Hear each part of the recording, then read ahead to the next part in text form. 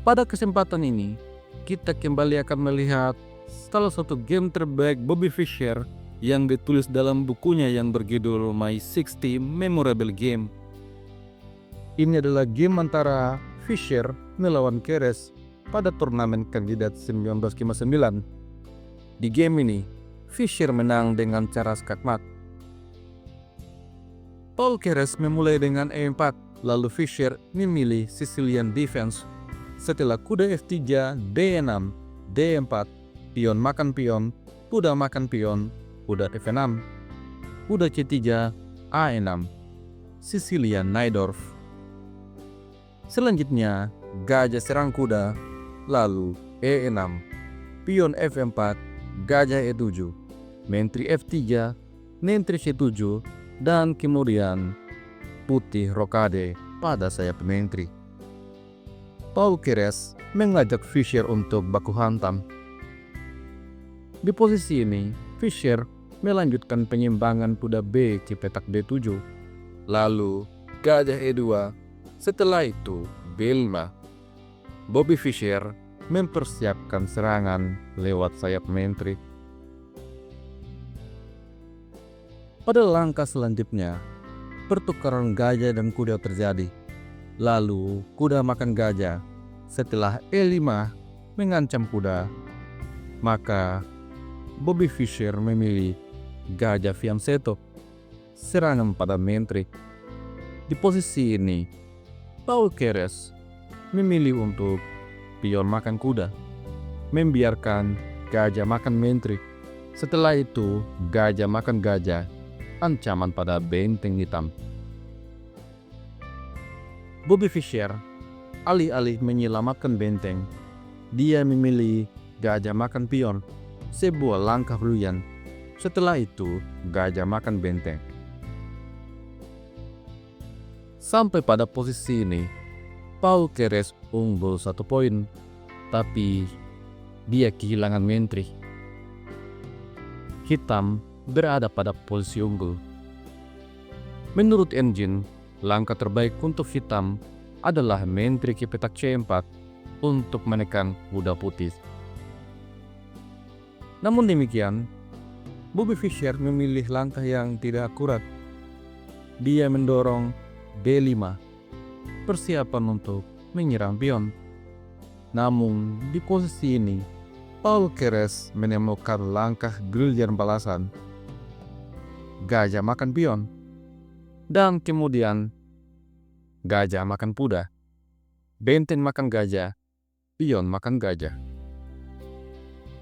Selanjutnya, kuda makan pion, menyerang menteri, dan Fischer menempatkan menterinya untuk menekan benteng dan juga kuda. Di posisi ini, Paul Keres terlebih dahulu memainkan langkah tempo, benteng E1, skak.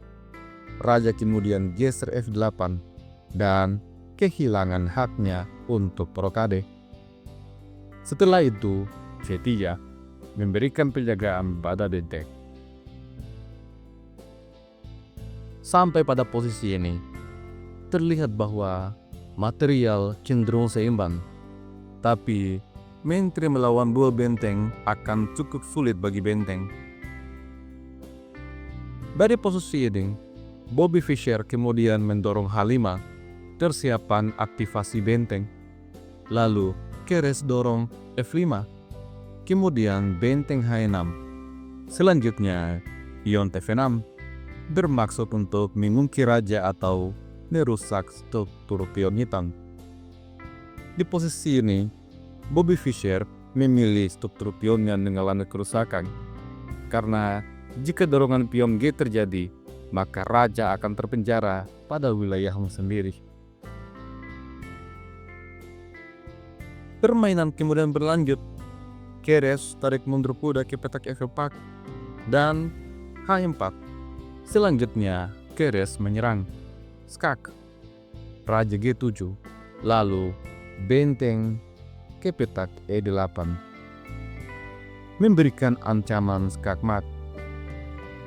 Jika di posisi ini Fischer asal melangkah, misalnya mendorong pion, maka benteng skak Setelah raja lari, benteng kembali skak, raja lari, dan benteng ke-8 skak mat.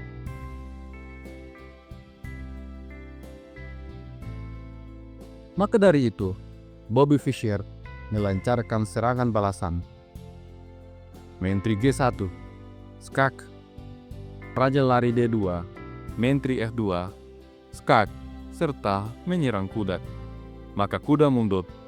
Setelah itu, benteng G6 memberikan ruang pelarian bagi raja jika diancam.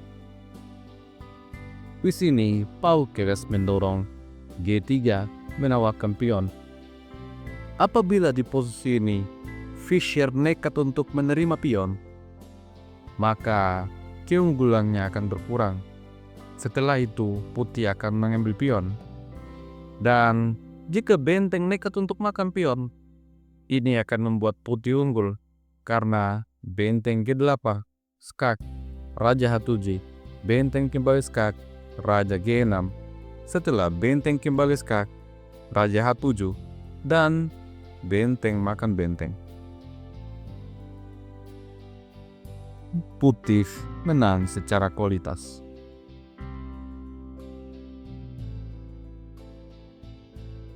Tentu saja, Fischer menolak.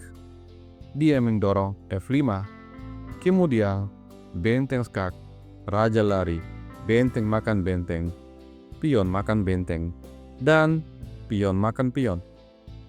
Di posisi ini, Bobby Fischer mengambil pion H2. Kemudian benteng D4 memberikan proteksi pada pion. Kemudian Fischer membawa menteri ke H1, lalu raja C2, raja E5, lalu A4.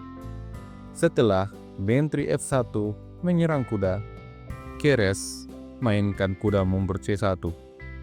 Menteri G2 skak, raja B3, lalu pion makan pion. Skak pun terjadi. Paul Keres memilih raja sembunyi di peta ketiga. Selanjutnya, menteri C2. Kuda terancam. Paul Keres kemudian mainkan kuda D3, skak, raja F6, lalu kuda C5, menjaga petak B3 sehingga raja tidak terkena skak mat. Bobby Fischer kemudian mencari ruang serangan lain. Di sini, dia mainkan menteri mundur C1, membiarkan raja makan pion, dan dia juga akan makan pion. Paul Keres ternyata mengambil pion dengan bentengnya. Setelah itu, menteri E3 serangan pada kuda. Dan di sini, Paul Keres membuat kesalahan. Langkah tidak akurat, kuda makan pion. Selanjutnya ada belasan E7 sebagai langkah terbaik, tapi Fischer memilih untuk F4, mendorong pion bebasnya untuk menjadi menteri baru. Keres melawan dengan benteng D4, lalu raja F5, kuda ke petak B4, menteri E7 memberikan pining.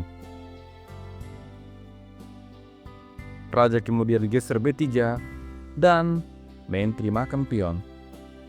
Paul Keres harus menghadapi dua pion bebas putih yang siap promosi. Meskipun demikian, Keres belum menunjukkan tanda-tanda menyerah. Kuda ke petak D3, ancaman skakster, direspon dengan G5, C4, menteri G3, kemudian C5, F3. Setelah itu, raja ke petak C4. Paul Keres memainkan langkah tidak akurat. Di sini, F2 dipilih, selangkah lagi menuju kotak promosi. Paul Keres dengan terpaksa menukar kuda dengan pion. Menteri kemudian makan kuda, ancaman pada pion. Di sini, Keres fokus untuk mendorong pion bebasnya. Setelah menteri makan pion, Keres mainkan raja C5, dan kemudian menteri C3 skak, raja D5. Setelah itu, Bobby Fischer mendorong pion G4, bersiap mempromosikan pion bebas lainnya. Di posisi ini, Paul Keres coba menyerang balik dengan benteng keempat. Selain mengancam menteri, juga membantu menjaga pion C menuju petak promosi. Namun, di posisi ini, Bobby Fischer mengakhiri permainan dengan Menteri E5, Skagmat.